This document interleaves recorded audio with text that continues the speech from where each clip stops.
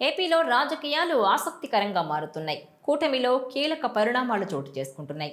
కూటమిలో భాగస్వాములుగా ఉంటూనే సొంతంగా బలోపేతం కావడం పైన టీడీపీ, బీజేపీ, జనసేన కొత్త కార్యాచరణతో ముందుకెళ్తున్నాయి.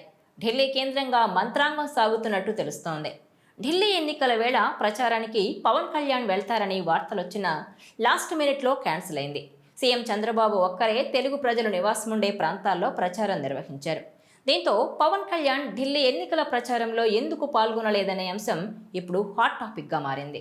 మరోవైపు ఏపీలో సంక్రాంతి తర్వాత పవన్ కళ్యాణ్ జిల్లాల టూర్ ఉంటుందని పెద్ద ఎత్తున వార్తలొచ్చాయి.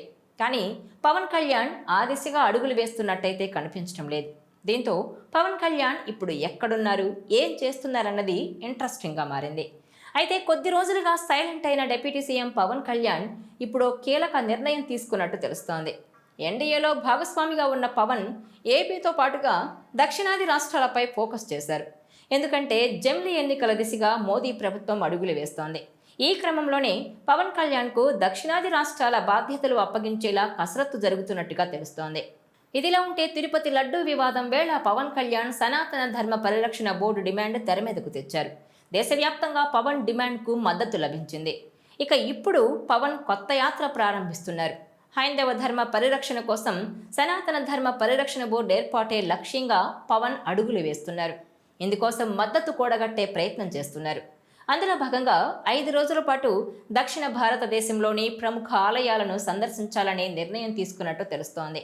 ముందుగా కేరళ, తమిళనాడులోని ప్రముఖ ఆలయాలను దర్శించుకోవాలని నిర్ణయం తీసుకున్నారు. ముందుగా పవన్ త్రివేంద్రం నుంచి ఆలయాల సందర్శనను ప్రారంభిస్తున్నారు. అనంత పద్మనాభ స్వామి ఆలయం సందర్శనకు వెళ్తున్నారు. ఆ తర్వాత వరుసగా ప్రముఖ ఆలయాలను సందర్శించేలా పవన్ నిర్ణయం తీసుకున్నట్టుగా తెలుస్తోంది. ఇక ఇంతకుముందు తన పర్సనల్ టూర్లో భాగంగా సింగపూర్ వెళ్లిన పవన్ కళ్యాణ్ ఇప్పుడు ఏపీతో సహా తెలంగాణ, కేరళ, తమిళనాడులో ఎన్డీఏ బలోపేతం దిశగా కొత్త వ్యూహాలతో ముందుకు వెళ్తున్నారు. పవన్ డిమాండ్ చేస్తున్న సనాతన ధర్మ పరిరక్షణ బోర్డు కోసం ఇప్పటికే ఆర్ఎస్ఎస్ ముఖ్య నేతలు సైతం మద్దతిచ్చారు. దీంతో బీజేపీ నాయకత్వం సైతం భవిష్యత్తు రాజకీయ వ్యూహాల్లో భాగంగా ఆచితూచి వ్యవహరిస్తోంది. పవన్ తాజా నిర్ణయం దక్షిణాదిన రాజకీయంగా ఆసక్తిని పెంచుతోంది. ఇక ఇటు ఏపీలోనూ జనసేన ప్లేనరీ వేదిక నుంచి పవన్ రాజకీయంగా కీలక నిర్ణయాల ప్రకటనకు సిద్ధమవుతున్నారు. అయితే పవన్ కళ్యాణ్ జిల్లా టూర్లు ఎప్పటి నుంచి అన్న చర్చ సాగుతోంది. ఆ మధ్యనైతే జరిగిన ప్రచారం బట్టి చూస్తే సంక్రాంతి తరువాత పవన్ కళ్యాణ్ జిల్లా టూర్లు చేస్తారని, క్షేత్రస్థాయిలో పర్యటించడం ద్వారా పరిస్థితులను మొత్తం తెలుసుకుంటారని చెప్పుకొచ్చారు. అయితే ఇప్పుడు ఆ చర్చ అయితే పెద్దగా సాగడం లేదు. అనూహ్యంగా మధ్యలో జనసేన రాష్ట్ర ప్రధాన కార్యదర్శి హోదాలో నాగబాబు వచ్చారు. ఆయన జనంలోకి జనసేన పేరుతో పర్యటనలు చేసేందుకు పార్టీ కార్యక్రమాలను రూపొందించింది. దాంతో పవన్ కళ్యాణ్ జిల్లా పర్యటనలు ఇప్పట్లో ఉంటాయా లేక వాయిదా పడినట్లా అన్న చర్చ సైతం సాగుతోంది. పవన్ కళ్యాణ్ డిప్యూటీ సీఎంగా బాధ్యతలు చేపట్టాక దూకుడుగా ముందుకెళ్లారు. తిరుపతి లడ్డూ కల్తీ వ్యవహారంలో సనాతన ధర్మ పరిరక్షణ గురించి ఆయన వ్యవహరించిన తీరు, అలాగే కాకినాడ పోర్టు వరకు వెళ్లి సీజ్ ద షిప్ అంటూ చేసిన వ్యాఖ్యలు వైరల్ అయ్యాయి. ఇక హోంశాఖపై చేసిన కామెంట్స్, తిరుపతి తొక్కిసలాట సందర్భంగా ఆయన సారీ చెప్పడంతో పాటు టీటీడీ పెద్దలు కూడా సారీ చెప్పాలని చేసిన డిమాండ్ రాజకీయంగా కలకలం సృష్టించింది. దీంతో పవన్ కళ్యాణ్ ప్రభుత్వానికి సమాంతరంగా తాను ఒక అధికార కేంద్రంగా ముందుకు సాగుతున్నారంటూ ఓ వర్గం ఆరోపణలు చేస్తూ వచ్చింది.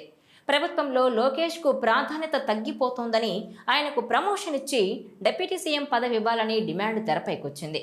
దీంతో కూటమిలో చిచ్చు పెట్టేలా ఉందన్న యోచనతో ఇరు పార్టీల పెద్దలు దీనిపై ఎవ్వరూ మాట్లాడొద్దని శ్రేణులకు వార్నింగ్ ఇవ్వడంతో అప్పటికి ఆ వివాదం సద్దుమణిగింది.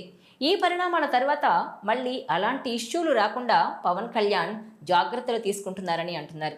అందుకే పవన్కి బదులుగా నాగబాబును జనంలోకి పంపించడం జరిగిందా అన్న చర్చ కూడా ఉంది. ఇక జనంలోకి వెళ్లిన నాగబాబు పొంగనూరు సభలో కూటమి ప్రభుత్వం గత 8 నెలల్లో చేసిన అనేక కార్యక్రమాల గురించి హైలైట్ చేస్తూ మాట్లాడారు. ఇదే తీరున ఒకవైపు పార్టీని బలోపేతం చేసుకుంటూ మరోవైపు కూటమి ప్రభుత్వం విజయాలను కూడా ఏకరువు పెడుతూ ముందుకు సాగాలని జనసేన భావిస్తోందని అంటున్నారు. ఇక హైందవ ధర్మ పరిరక్షణ కోసం సనాతన ధర్మ పరిరక్షణ బోర్డు ఏర్పాటే లక్ష్యంగా కృషి చేస్తున్న పవన్ ఇప్పుడు 5 రోజుల పాటు దక్షిణ భారతదేశంలోని ప్రముఖ ఆలయాలను సందర్శించబోతున్నారు. ముందుగా కేరళలోని త్రివేంద్రం అనంత పద్మనాభ స్వామి ఆలయం, ఆ తర్వాత కొచ్చి వెళ్లి అక్కడ ఆలయాలు, కొచ్చి ఫోర్టును పరిశీలిస్తారు. గురువాయూర్, త్రిశూర్లో పవన్ పర్యటన ఉంటుంది. కేరళ పర్యటన తర్వాత 3 రోజులు తమిళనాడులో టూర్ ఉంటుంది. అరక్కోణం, మధురై ప్రాంతాల్లో పర్యటన సాగనుంది. పవన్తో పాటు గ్రామీణాభివృద్ధి శాఖ డైరెక్టర్ కృష్ణతేజ ఈ టూర్లో పాల్గొంటారు. గతంలో కేరళ టూరిజం డైరెక్టర్గా పనిచేస్తున్న అనుభవం ఉండడంతో ఆయన్ను తనతో తీసుకెళ్తున్నారు పవన్ కళ్యాణ్. అయితే ఈ పర్యటనలో రాజకీయం లేదని చెప్తున్నా గానీ ఇందులో ఏదో ప్లాన్ ఉందనే ప్రచారం జరుగుతోంది. తమిళనాడు బీజేపీ టార్గెట్ అసెంబ్లీ ఎన్నికల్లో ఎట్టి పరిస్థితుల్లోనూ తనదైన ప్రభావం చూపాలనే పట్టుదలతో ఉంది. అన్నామలై తమిళనాడు బీజేపీ అధ్యక్షుడిగా హిందుత్వవాదం, దేశభక్తి నినాదంతో తన ప్రయత్నాలు తాను చేస్తున్నారు. అయితే అనుకున్నంతగా ఫలితాలు రావడం లేదు.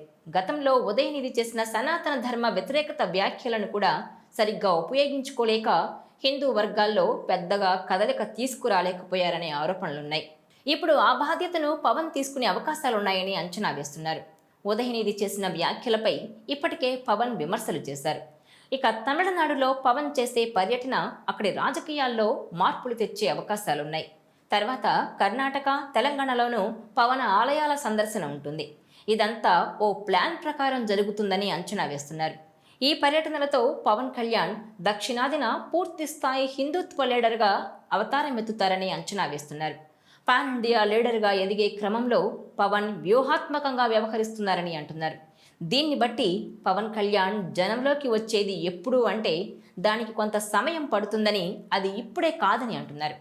ఈ వీడియో మీకు నచ్చినట్లయితే please share, like and subscribe R24 Telugu.